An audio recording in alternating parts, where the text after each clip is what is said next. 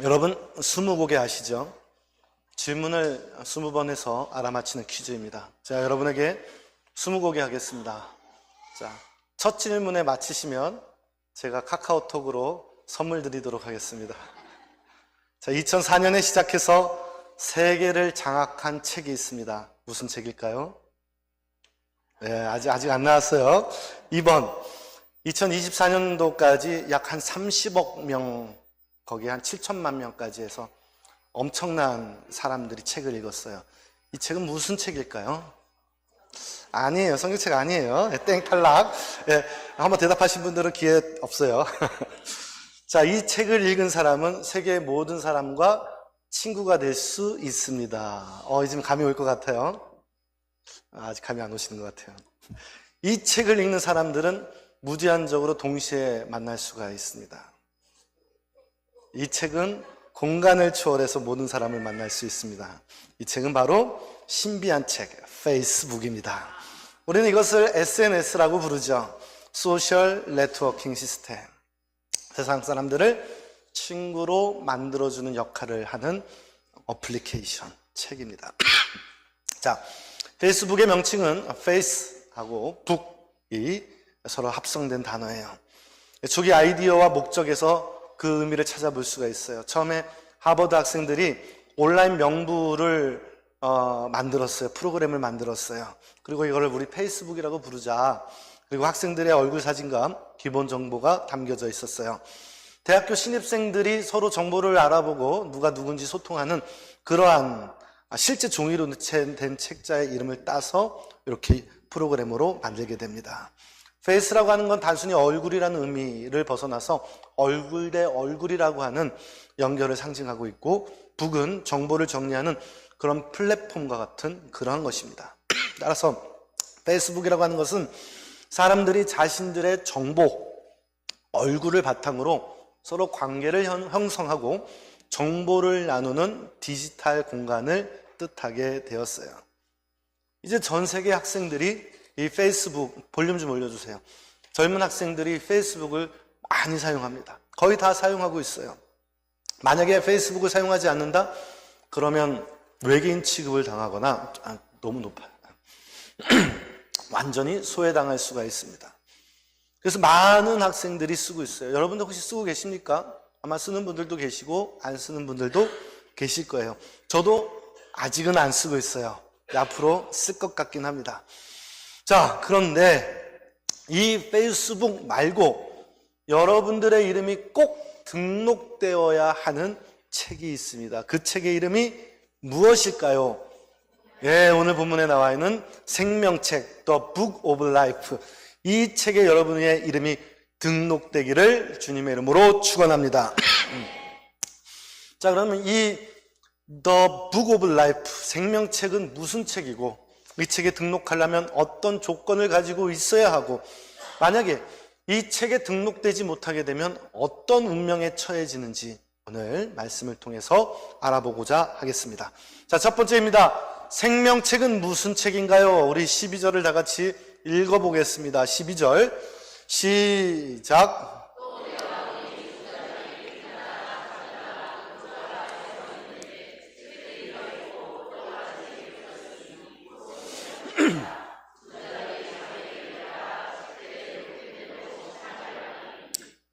본문의 문맥적 배경을 살펴보면 최후에 하나님이 백보자 심판을 하십니다.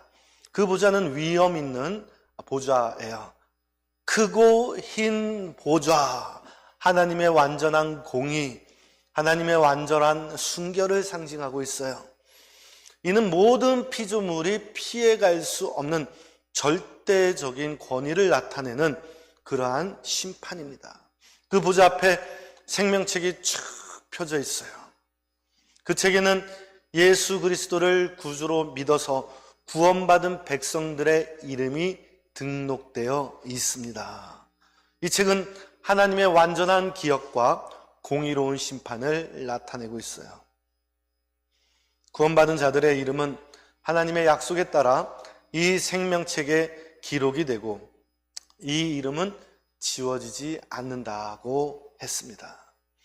최후의 심판 때 이 생명책에 기록되지 않은 자들은 불못에 던져진다고 명시하고 있어요. 이 생명책은 구원의 확실한 표징이고 증표입니다. 이 책은 동시에 행위의 책이기도 합니다. 12절에 보면 죽은 자들이 자기 행위를 따라 책들에 기록된 대로 심판을 받으리니, 이 책에는 각 사람의 행위가 기록되어 있어요. 마치 법정에서 정중앙에 판사가 앉아있고 옆에 검사가 이 바로 앞에 있는 이 죄수의 제목을 조목조목 하나하나 소상히 읽습니다. 그렇게 읽듯이 이 책에는 각자 개개인마다 살아온 삶의 내용이 기록되어 있습니다. 잘한 일, 잘못한 일들이 기록되어 있어요. 그 내용을 보시고 하나님께서 심판하겠다 말씀하십니다. 이어서 13절 14절을 보면 바다가 그 가운데서 죽은 자들을 내주고 또 사망과 음부도 그 가운데서 죽은 자들을 내주매 각 사람이 자기의 행위대로 심판을 받고 사망과 음부도 불못에 던져지니 이것은 둘째 사망 곧 불못이라 라고 말씀하고 있어요. 이 책은 생명책입니다. 이 장면은 하나님의 절대적인 공의와 인간의 책임을 강조하고 있어요. 모든 행위는 하나님의 기준에 따라서 판단을 받고 죄악은 심판을 피할 수가 없다라는 것을 우리에게 일깨워주고 있습니다. 오로지 생명책에 기록된 자만이 구원을 얻는다라는 거예요. 이는 예수 그리스도의 구속을 통해서만 가능한 구원임을 우리에게 상징하고도 있습니다. 심판 후에는 어떻게 되죠? 새 하늘과 새 땅에서 영원한 삶을 살게 되거나 아니면 불못에서 영원한 형벌을 받게 됩니다. 두 갈래의 길뿐만 있어요. 예를 들어보죠. 대학교에서 대학을 다닌 학적부가 있어야 그것을 토대로 졸업증명서, 성적증명서 혹은 학위증명서를 받을 수가 있습니다. 그 대학을 다니질 않았으면 거기서 증명서를 받을 수가 없죠. 제가 서울대학교를 다니질 않았는데 서울대학교에서 저 졸업증 좀 주세요. 그러면 명단이 없는데요? 이름 없으신데요? 몇 학번이신데요? 학번 어떻게 되시죠? 주민등록번호 어떻게 되시죠? 그런 이름, 그런 학번, 그런 없는데요? 라고 제가 발부하질 않아요. 그 학교의 학생이라고 하는 증명서를 받기 위해서는 그 학교를 다녔었어야 합니다. 마찬가지로 구원받은 근거가 있어야 생명책 이름에 등록이 되는 것이죠. 우리의 적용이 있습니다. 우리의 행동, 우리의 말, 이것은 하나님의 심판의 대상이 된다는 거예요. 예수 그리스도를 믿는 이 믿음으로 생명책에 기록되는 것, 이것이 너무너무 중요합니다. 생명책에 기록되지 않은 자들의 운명은 영원한 멸망으로 이어지기에 또 우리는 복음을 전하는 사명이 강조되기도 합니다. 중요한 것은 백보자 심판은 하나님의 절대적인 공의, 구원의 은혜를 동시에 보여주는 매우 중요한 구절이라는 것을 우리가 알 수 있어요. 우리의 삶은 결국 하나님이 심판하시는 그 날에 그 심판대 앞에서 낱낱이 드러나게 됩니다. 구원은 오직 또한 예수 그리스도를 통해서 이루어지게 되죠. 우리 모두가 이 생명의 중요성을 깨닫고 이 생명책이 얼마나 중요한지를 알고 이 책에 내 이름이 기록되기 위해 믿음과 행위가 주님께 인정받는 그러한 삶을 살아가는 우리 모두가 되시기를 소망합니다. 자, 그러면 지금까지 생명책의 성격과 의미를 알아보았습니다. 그러면 이제 중요한 것은 이 책에 기록되려면 어떤 조건이 있어야 되는지를 알아보겠습니다. 두 번째입니다. 생명책에 등록되는 방법은 무엇입니까? 우리 13절, 14절을 읽어보겠습니다. 시작.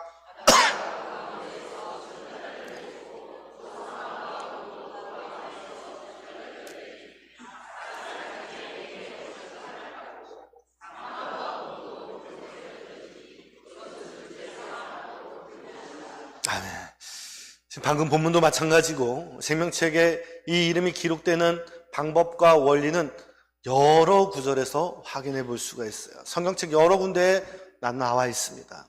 생명책에 기록되는 것은 하나님이 주시는 구원의 확증이고 그 과정과 원리는 성경 전체에서 다음과 같이 설명할 수 있어요.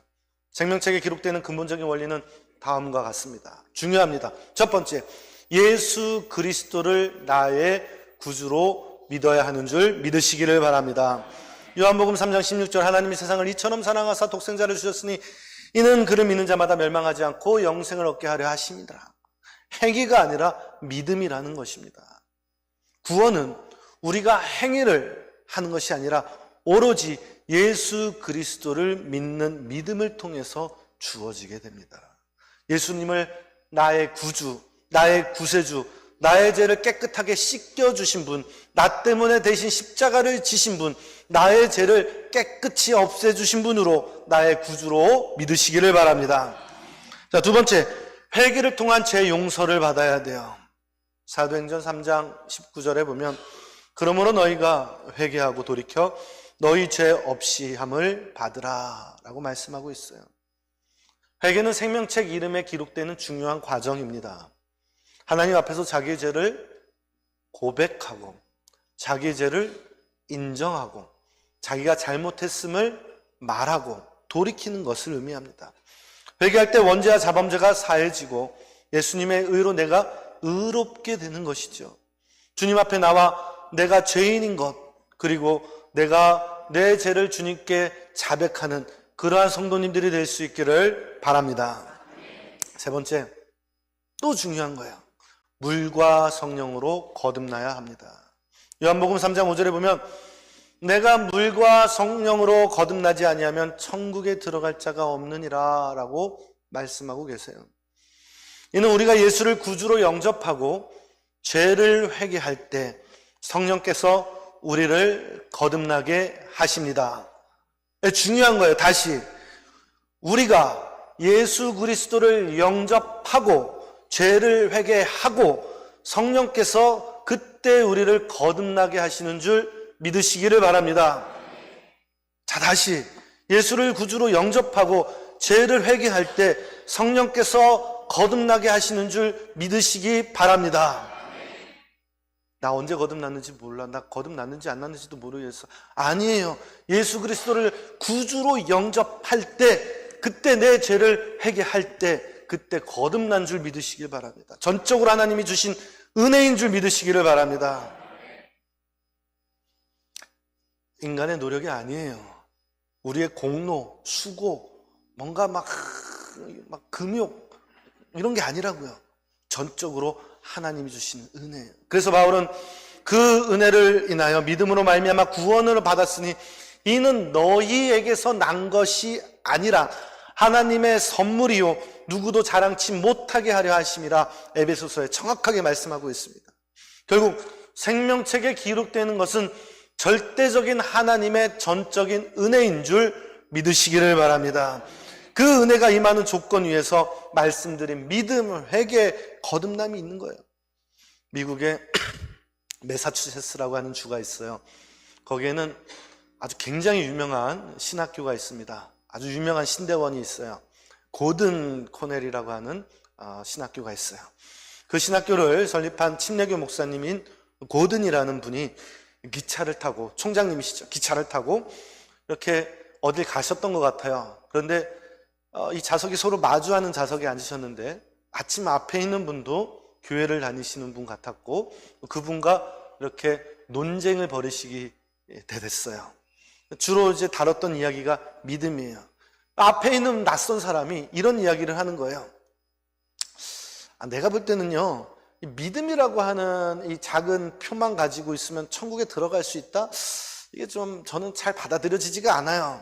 이게 잘 모르겠어요. 라고 고든 이 박사님한테 말하는 거예요. 그러면서 더 하는 말이, 나는 어떤 사람이 천국에 가려고 하면 천국에서는 그 사람의 믿음을 검사하기보다는 그 사람의 인격이 어떤가를 더 봐야 될 것 같아요. 난 그게 더 중요하다고 봐요. 뭐 이런 엉뚱 같은 얘기는 해요. 근데 그때 마침 차장님이 오셔가지고 잠시 표 검사하겠습니다 하고 기차표를 검사합니다. 갖고 있는 표를 다 꺼내서 자 보여드리고 지나갔어요. 차장이 지나갔을 때 고든 박사님은 그 사람에게 차장이 표만 보고 승객을 검사하지 않은 것을 보셨죠. 기차표가 만약에 진짜라면, 그리고 그것을 제출한 사람은 이 기차 회사에서 기차를 탈 수 있는 조건들을 다 만족시켰다라고 하는 것과 기차를 탈 수 있는 권리가 있다라고 하는 것을 증명합니다. 앞에 계신 분이시여, 친구님이시여, 오직 믿음만이 하나님을 기쁘시게 할 수 있는 인격, 양성하는 구원의 은혜를 받을 수 있는 권리가 됩니다. 믿음이 없이는 하나님을 기쁘시게 하지 못합니다. 하나님을 기쁘게 한다? 불가능합니다. 라고 말했어요. 그 사람이 그 후에 구원을 받았는지는 저는 모르겠습니다. 하지만 이 고든 박사의 말은 성경적이고 복음적입니다. 구원은 우리의 행위나 우리의 인격에 있지 않습니다. 예수 그리스도를 입으로 시인하여 마음으로 믿는 믿음으로 구원을 얻는다고 했어요. 그래서 우리는 오직 믿음, 이 믿음을 굳게 붙잡아야 되는 줄 믿으시기를 바랍니다. 종교개혁자들도 그래서 너무너무 이 중요한 믿음이라고 하는 개념을 엄청나게 강조했어요. 단단히 붙잡을 수 있기를 바랍니다. 반드시 구원을 받아 생명책에 기록될 줄 믿으시기를 바랍니다. 그렇게 되길 축원합니다. 세 번째입니다. 그러면 생명책에 기록되지 못한 사람들은 과연 어떻게 될까요? 그 사람들의 운명은 어떻게 됩니까? 우리 15절을 다 같이 읽어보겠습니다. 15절 시작.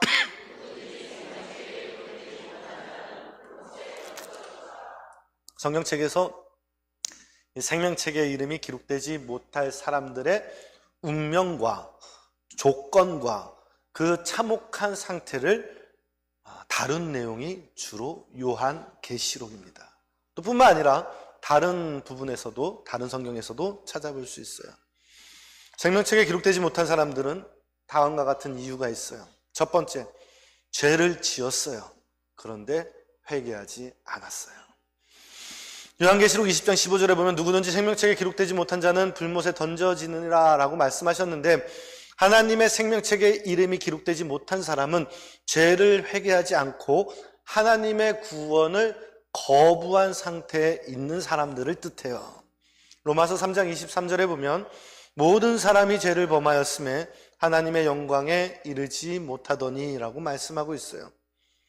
모든 인간이 죄인이에요. 태어나면서 죄인이에요. 그런데 예수 그리스도를 통해서만 구원을 얻을 수 있어요. 그런데 이 예수 그리스도를 통해서 구원을 얻지 못하게 되면 생명책에 기록이 되지 않는다는 것이죠. 두 번째, 하나님과 그리스도 자체를 부정하고 믿지 않는 자들이에요. 요한복음 3장 18절에 보면 그를 믿지 아니하는 자는 이미 심판을 받은 것이니 하나님의 독생자의 이름을 믿지 아니하였기 때문이라 라고 명확하게 나와 있어요. 예수 그리스도를 믿지 않게 되면 심판 아래에 있습니다. 그들은 예수를 믿지 않았기 때문에 생명책에 기록되지 못하고 그들의 운명은 영원히 비참할 수밖에 없습니다. 요한계시록 21장 8절에 보면 이렇게 기록이 되어 있어요. 그러나 두려워하는 자들과 믿지 아니하는 자들과 흉악한 자들과 살인하는 자들과 음행하는 자들과 점술가들과 우상 숭배자들과 모든 거짓말하는 자들은 불과 유황으로 타는 못에 참여하리니 이것이 둘째 사망이라 라고 기록하고 있어요. 믿음을 거부하거나 도덕적으로 악한 삶을 산 사람들이 여기에 포함됩니다.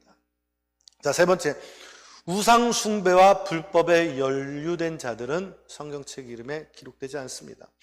근거는 갈라디아서 5장 19절에서부터 21절까지입니다. 육체의 일은 분명하니 곧 음행과 더러움과 호색과 우상 숭배와 마술과 원수 맺는 것과 분쟁과 시기와 분냄과 당 짓는 것과 분열함과 이단과 투기와 술 취함과 방탕함과 또 그와 같은 것들이라. 전에 너희에게 경계한 것 같이 경계하노니 이런 일을 하는 자들은 하나님의 나라를 유업으로 받지 못할 것이요. 정확하게 기록하고 있습니다.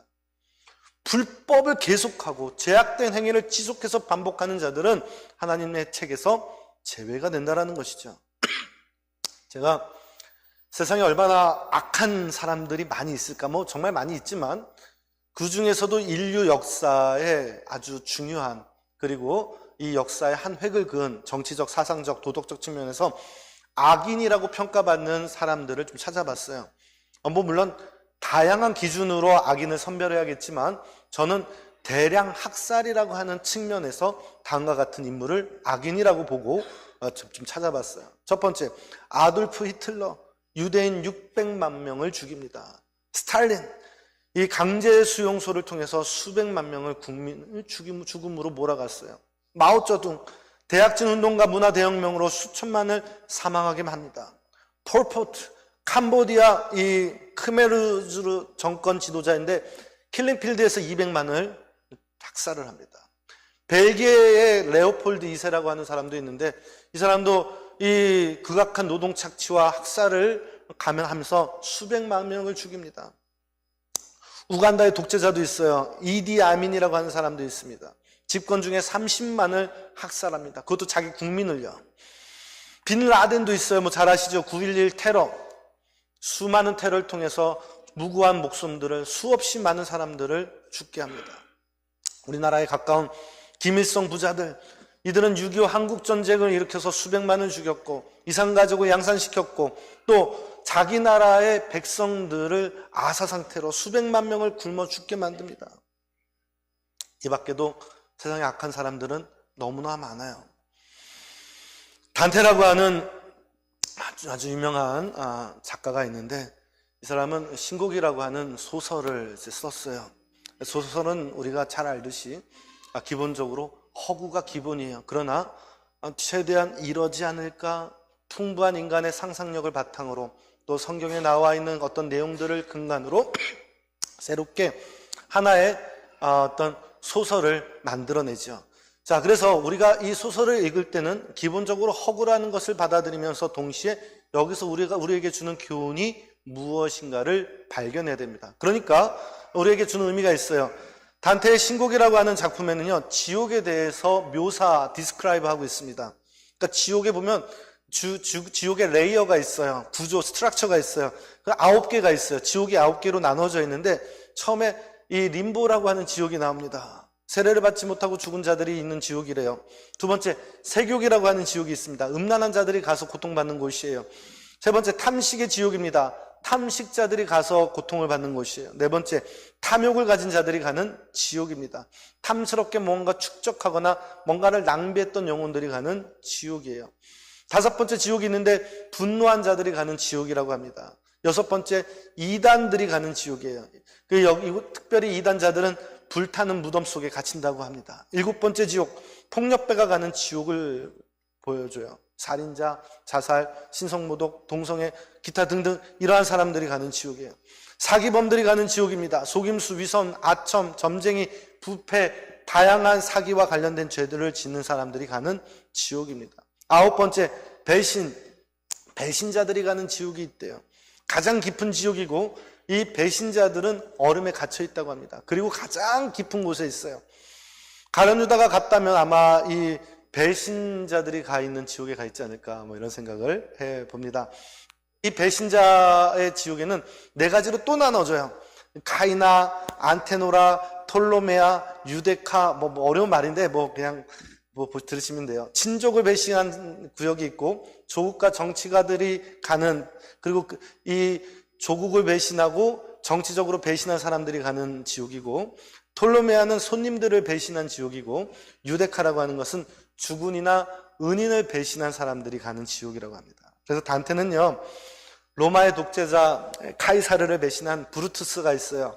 그리고 카시우스라고 하는 이 사람도 이 배신의 지옥에 가 있다라고 그 책에 기록이 되어 있어요.